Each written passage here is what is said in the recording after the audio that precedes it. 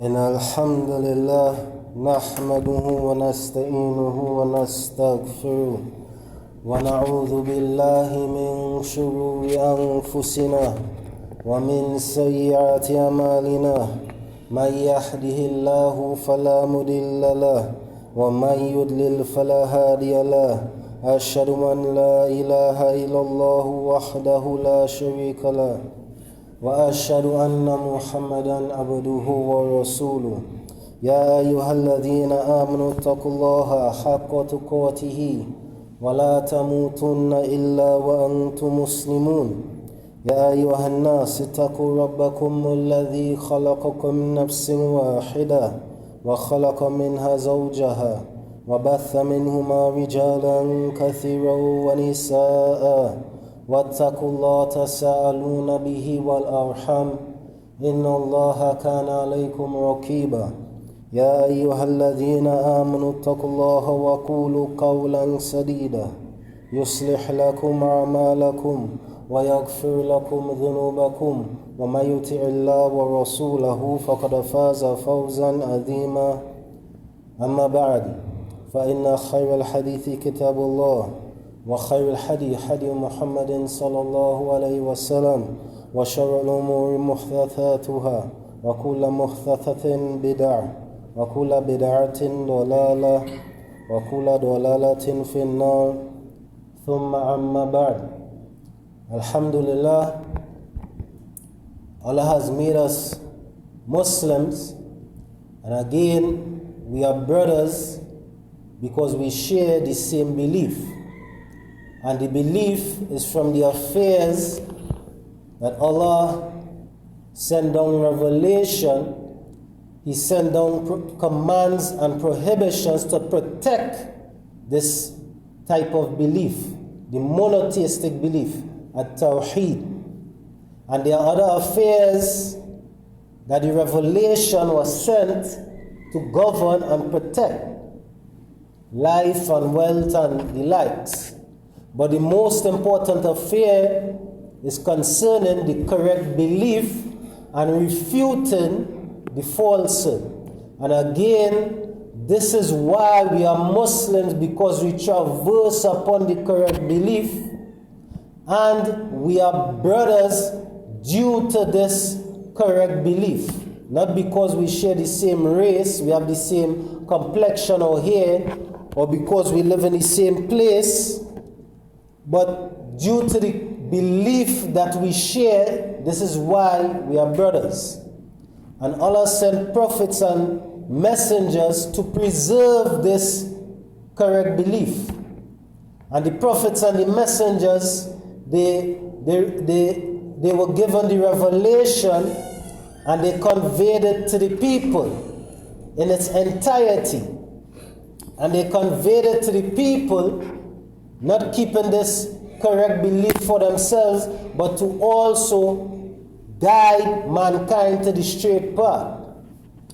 One of these prophets in particular, and again, it is not just stories in the Quran. And some people like to say that we are not sure if these things actually happen.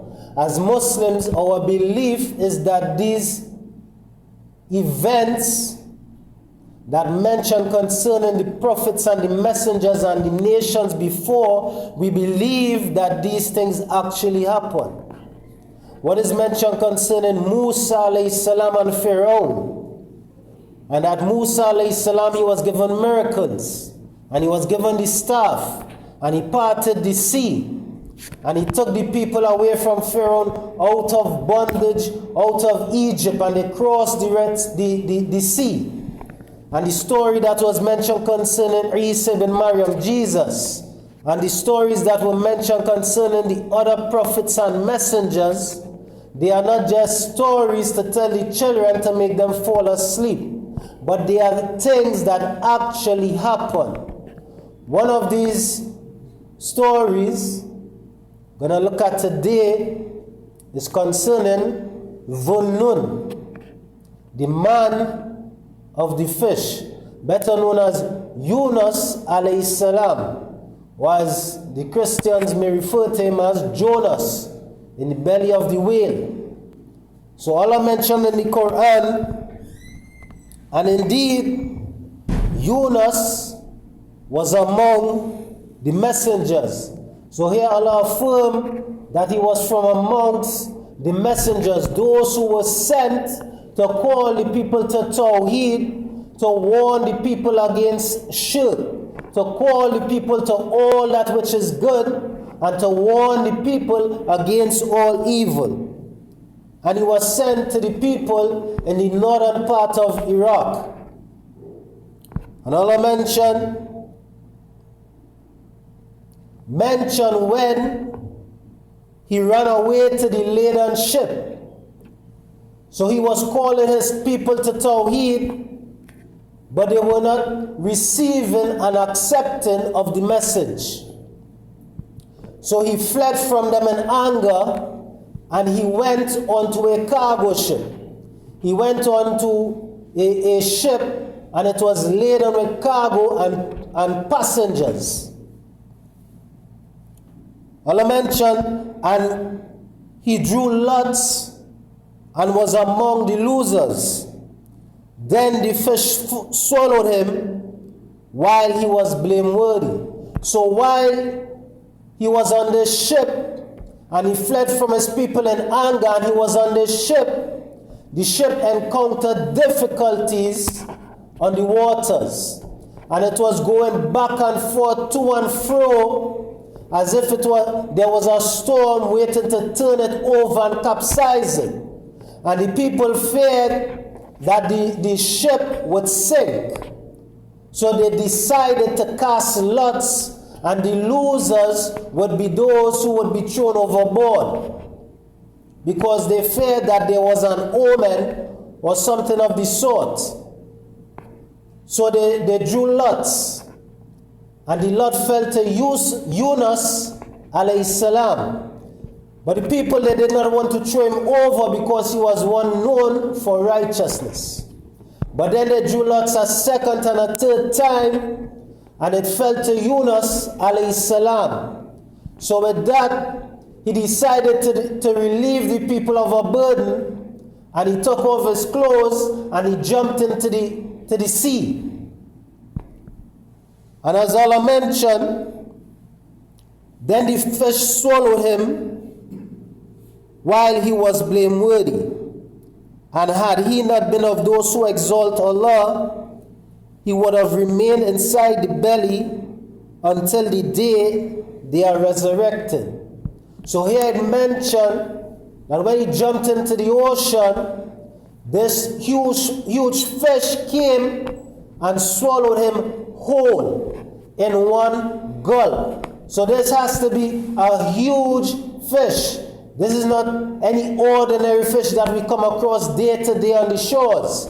This is a huge fish, because it swallowed him whole. It did not devour him. It did not bite him up into pieces and then swallow him. It did not digest him in the stomach. It swallowed him whole. And it kept him in the belly as if he was a prisoner to that fish. And then he spent a period of time in that fish, and he was looking for a place of prostration. And he mentioned to Allah, "O Lord, I have taken as a place of worship to you a place which no other person has reached." And also, while he was in the belly of this fish, he made a particular dua to Allah, calling out to his Lord. And with that, Allah released him from the belly of the fish. And Allah mentioned, "But we threw him onto the open shore while he was ill." He was ill, he was one who was weak in body, because he was in the belly of the fish for a lengthy period of time.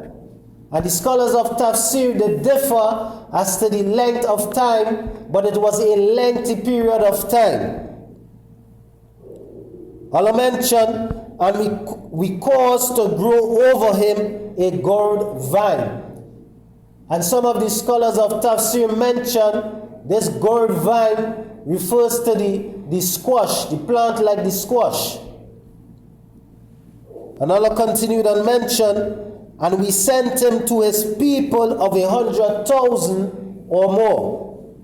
And they believed, so we gave them enjoyment of life for a time. So Allah mentioned that he returned him to his people of over 100,000, and all of them were believers.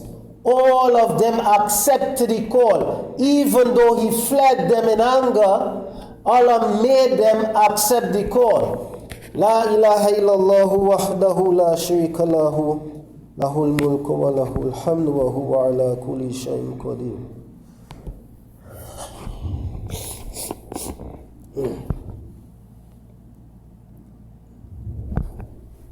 Bismillah walhamdulillah wassalatu wassalamu ala rasulillah wa alihi wa sahbihi wa man wala thumma amma ba'd. So here, brothers, let us pay a little more attention. In some other ayat, in another part of the Quran, Allah mentioned the man of the fish when he went off in anger and thought that we would not decree anything upon him. And he called out within the darknesses, there is no deity except you. Exalted are you. Indeed, I have been of the wrongdoers. We responded to him and saved him from the distress. And thus do we save the believers. So here again, our focus is that he was in the belly of this beast, the belly of this fish. This is not a goldfish. This is not some little angel fish that we play with from time to time. This is not a pet. This is a fish that is known to swallow huge and devour huge things. It swallowed a man whole. What beast do we know on land that could swallow a man whole? A lion, whatever beast we encounter on land, a bear, it needs to dismantle and dismember a man before it can eat and digest. But this fish has to be monstrous. It swallowed a man whole. And he spent some time in the belly of this fish. But he did not despair. Also, Allah mentioned, and he called out within the darknesses, La ilaha illa anta subhanaka inni kuntum min adh-dhalimin. He called out in the darknesses, nothing is worthy of worship except you. Glorified, exalted, all perfection is due to Allah. And certainly, verily, most assuredly, I am from the wrongdoers. Let us take heed to the example of this doer. Here he is affirming Tawheed and he is rejecting worship for anything besides Allah. Diwali was Monday gone. You have Muslims putting on a jalab for Juma, growing a beard. And then when it's Diwali, they go out and they take part in a festival of shirk, worshipping Mother Lashmi, or worshipping Sita, or Rama, or Vishnu, or all the multi-million different gods that they have. And the Hindus, they have this belief that the creator and the creation is one and the same. That is why they worship anything. They worship filth. They worship feces. They worship tutu. They worship the dung of the cow. They worship the rat, the monkey. They worship everything because they believe that the creator and the creation is one and the same. But the believers, they are those who make distinction between the creator and the creation. That Allah, He is separate from the creation. He is not in need of us, we are in need of Him. La ilaha illa anta. Nothing is worthy of worship in truth except you, O Allah. Subhanaka, all glory, all perfection, all praise, the exaltedness is for Allah alone. And then he also mentioned, Inni kuntu min al-zalimin. Verily, certainly, most assuredly, without a doubt, I am from the wrongdoers. And this is from the prophets and the messengers. What about us who sin night and day? What about us who fall short night and day? What about us who think about evil and we act upon evil majority of the time, night and day? Verily, most assuredly, without a doubt, we are from the dhalimun, the wrongdoers, because we commit sin night and day. We are not prideful and arrogant like the shaitan. When he went astray, he placed the blame on Allah. Unlike Adam alayhi salam, he turned the blame to himself. The believers, we blame ourselves. We don't place the blame on Allah. Furthermore, some people, they fall into wrong and they want to blame everybody else besides themselves. Well, it's not me, it's my wife. It's not me, it's my husband. Well, it's not really my fault in Waki. It's the brother this and that. It's not me, no, it's my boss. It's not me, it's not me, it's not me. Worse than the little children. The believers, the big men, we take responsibility and we say, yes, I was wrong. I will try to do better next time. We call upon Allah with sincerity and we take responsibility for our wrongdoings. We don't place blame on this one and that one.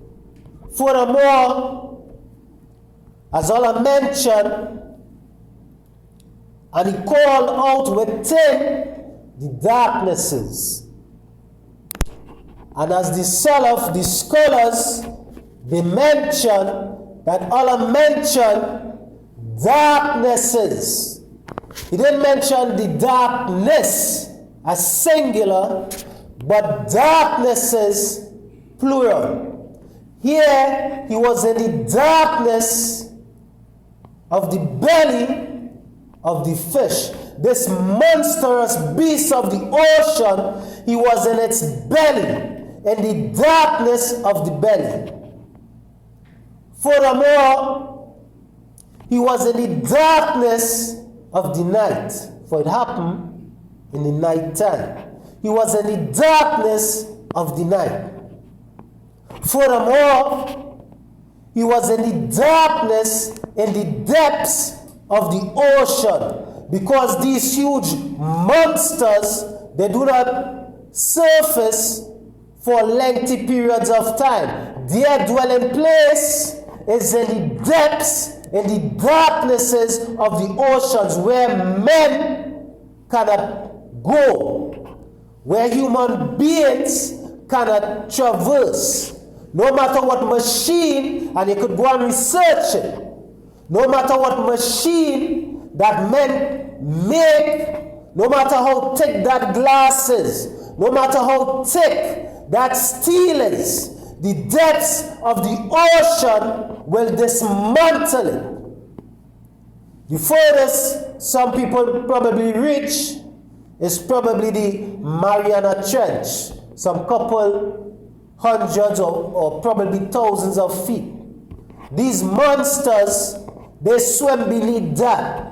So he was in the darkness in the belly of this fish. He was in the darkness of the night. He was in the darkness in the depths of the ocean. And Allah is all perfect. Subhanaka, glory and all perfection is due to Allah. Allah sees everything perfectly. Allah hears everything perfectly. Allah has perfect knowledge of everything. Allah knows your situation better than you. People may think that they know your situation. You know the ordeals that you go through from time to time. You know your situation, and Allah has perfect knowledge of your situation, the past and the present and the future of it. Call upon Allah. You find some Muslims, they're calling upon the statue. A favorite example again, out by the terminus, or whichever statue or false god that they call out to. Or some of the Christians, they call out to Jesus. Or some of the Rastafarians, they call out to Selassie. Or some of the Hindus again, they call out to Sri Sachin Sai Baba, a man. Human beings, creation, calling out to the creation, when we should call out to Allah subhanahu wa ta'ala alone. Because he is perfect and he is capable of taking care of our needs. But no, you find some of the Muslims committing shirk. Some of them going to the grave and going to this one and that one, seeking things that only Allah could rectify. Going to the pundit or some false god to give them a healthy child, because their wife was pregnant 10 times before and she had miscarriages and she has this complication and this and that, so she never brought forth a child. The child always die, or is a miscarriage or something. So they decide now, instead to turn to Allah, who is the creator of everything, and he is capable and he is all powerful, perfect in power and perfection, they turn to other than Allah. Take example from this prophet. He called out in the darknesses. He called out to Allah. Allah hears you. No matter what obstacle, no matter how high that mountain, no matter how wide and deep that river or ocean is, no matter how high that hurdle is, no matter what obstacle you may face, whatever trial or tribulation you face in your life today, tomorrow, or yesterday, call upon Allah. You are in need of Allah. Allah is not in need of you. Subhanakallahumma wa bihamdika ashhadu an la ilaha illa anta astaghfiruka wa atubu ilayk.